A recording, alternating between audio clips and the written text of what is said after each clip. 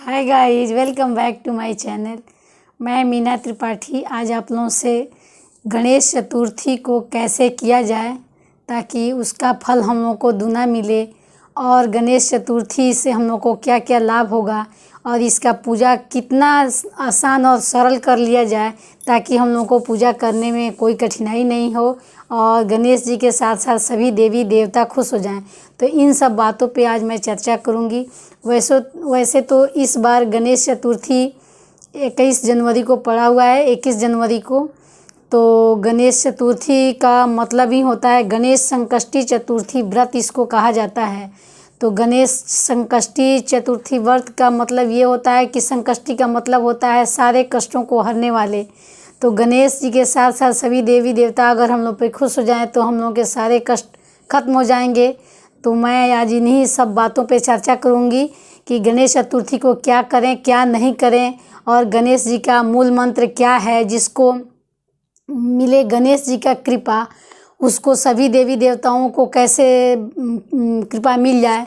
तो इन सारी बातों से आज हम लोग रूबरू होंगे, और ये सब बहुत सरल और आसान विधि मैं बताऊंगी जिससे इस व्रत को करने से हम लोग को लाभ मिलेगा।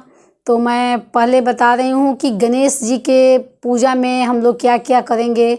और वैसे तो गणेश जी के 12 स्वरूप होते हैं, तो 12 स्वरूप का तो हम लोग वर्णन कर नहीं मतलब 12 स्वरूप का 12 मंत्र हुआ, तो उतना तो हम लोग मंत्र जाप कर नहीं सकते हैं। तो उसमें से कितने छोटे छोटे जो मंत्र हैं जो उतना बहुत ज़्यादा फ़ायदेमंद भी हैं और हम लोगों के लिए लाभकारी भी हैं। तो मैं वही मंत्र बताऊंगी जो सरल हो, आसान हो, जिससे करने से हम लोग पे भगवान खुश भी हो जाए, हम लोग का व्रत भी पूरा हो जाए। बहुत सारी महिलाएं गणेश संकष्टी चतुर्थी करती भी नहीं हैं, तो संकष्टी गणेश चतुर्थी व्रत जो नहीं करती हैं वो भी अगर ये पूजा करेंगी तो उनको भी उतना ही फल मिलेगा जितना व्रत करने वाली को मिलेगा। तो व्रत करने वाले में अंतर यही रहेगा कि व्रत करने वाली रात में चंद्र देवता को अर्घ्य देकर अपना फलाहार करेंगे, और जो व्रत नहीं करती हैं वो सिंपल जैसे मैं पूजा बता रही हूँ अभी वैसे पूजा करेंगी तो उनको व्रत का भी फल मिल जाएगा। तो चलिए बताती हूँ मैं इसमें क्या क्या करना चाहिए। हमारे वैसे भी घर में ही जो चीज़ें हैं, बाहर से हम लोगों को कुछ परेशानी नहीं उठाना पड़े, घर के ही चीज़ों से हम लोग गणेश चतुर्थी व्रत कर लें, वैसे मैं बता रही हूँ ताकि ज़्यादा खर्च नहीं लगे, ज़्यादा मेहनत नहीं लगे, हम लोगों का व्रत भी हो जाए, भगवान खुश भी हो जाए।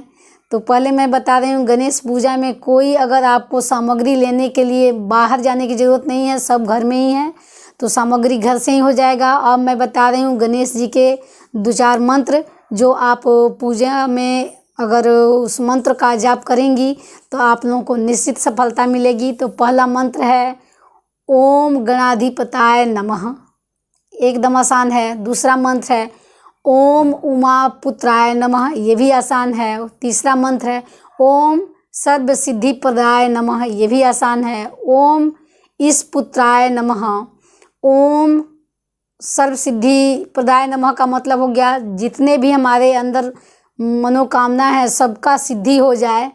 ओम पुत्राय नमः का मतलब हुआ ओम उमा पुत्राय नमः का मंत्र हुआ उमा पुत्र को खुश करना। इसी तरह इस मंत्र में कोई भारी चीज़ नहीं है, लेकिन अगर हम लोग ये सिंपल मंत्र का उच्चारण करेंगे तो हम लोग पे सभी देवी देवता खुश हो जाएंगे।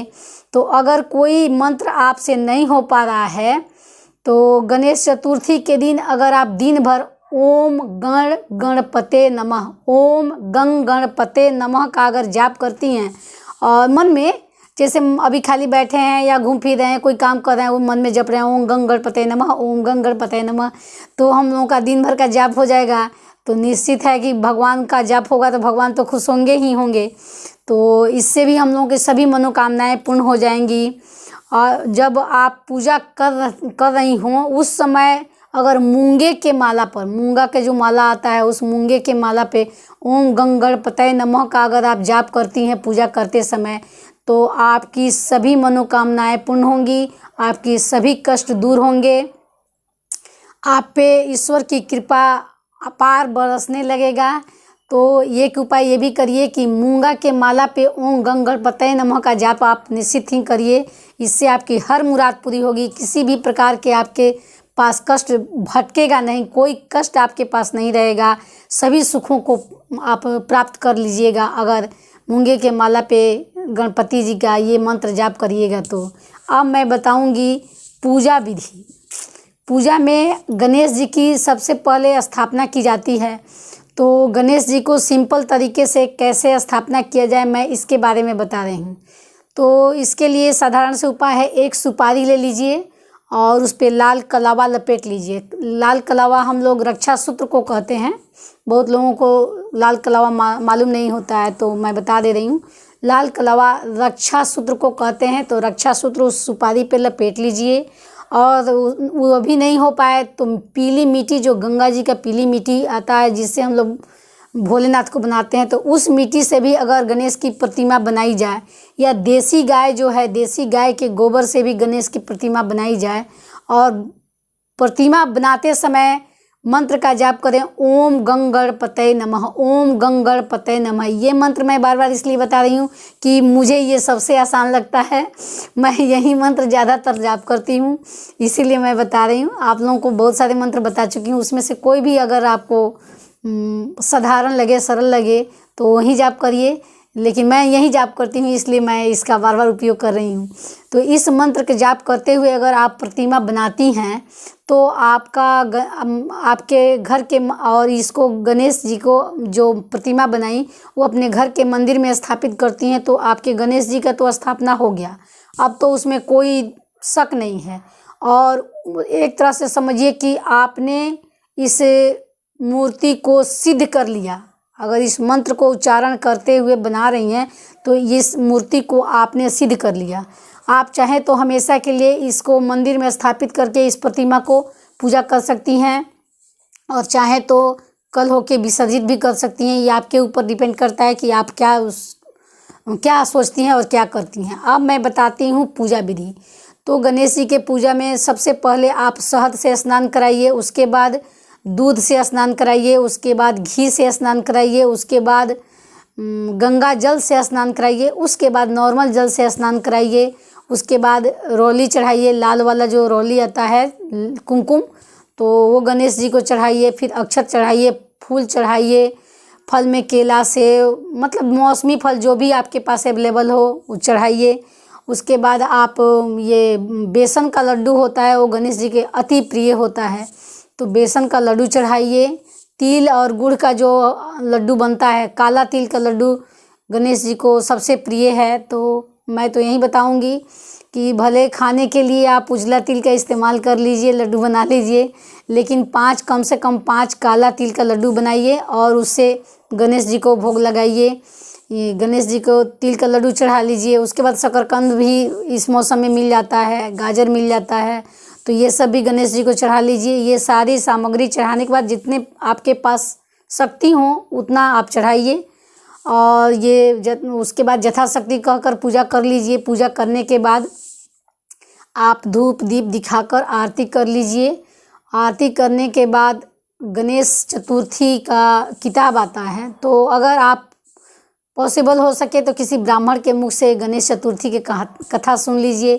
अगर ब्राह्मण नहीं अवेलेबल है तो एक शीशा रख लीजिए, उसमें अपना फेस देखते रहिए और वहाँ पे बैठ के गणेश चतुर्थी की किताब पढ़ लीजिए, कथा पढ़ लीजिए, तो आपका कथा भी हो गया। अब उसके बाद थोड़ा सा मैं ये कहूँगी कि घी और तिल का हवन कर लीजिए, और हवन करके इस पूजा को समाप्त करिए। और रात की बात रह गई तो रात में चंद्र देवता को फिर वहीं दूध, फूल, फल, दूब तो निश्चित चढ़ाइए। सॉरी, देखिए मैं पूजा में दूब नहीं बताई हूँ।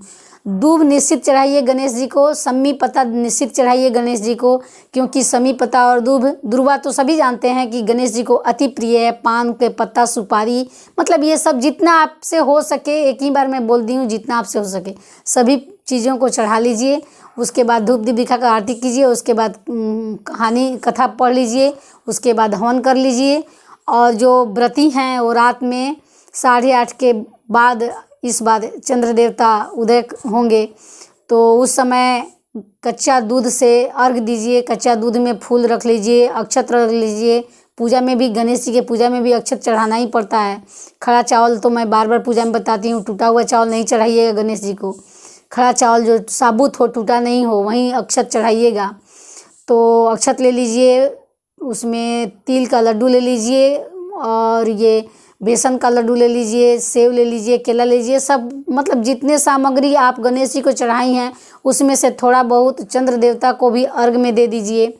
और इस तरह अर्घ दे करके चंद्र देवता से प्रणाम करिए कि हे चंद्र देवता, मेरे व्रत को सफल करिए, मेरी सभी मनोकामनाएं पूर्ण करिए, मेरे सारे कष्टों को दूर कीजिए, मेरे घर में सुख शांति समृद्धि दीजिए, मेरे पुत्र पुत्री बच्चे जो भी मतलब हो सभी को आप आशीर्वाद दीजिए और आशीर्वाद देकर उनको सफल बनाइए। मेरे पति को सफल बनाइए, मेरा सुहाग अमर करिए। यही मतलब औरत लोग को यही सब तो चाहिए। हम लोग की खुशी की चीज़ तो यही होते हैं, तो हम तो यही बताएंगे, मैं यही मांगती हूँ। तो इस तरह हम लोग अपना पूजा सफल करेंगे। और ये अगर मेरा वीडियो आप लोगों को ज़रा सा भी पसंद आए तो मुझे लाइक करिए, शेयर करिए, सब्सक्राइब जरूर कीजिए, मुझे सब्सक्राइबर की बहुत ज़रूरत है। और नीचे जो घंटी का निशान है उसको दबाइएगा तो मेरा जब भी वीडियो अपलोड होगा तो आपको निश्चित ही मिल जाएगा, नोटिफिकेशन आपको पता चल जाएगा। तो इस वीडियो के साथ मैं आज एंड करती हूँ। Okay bye, take care.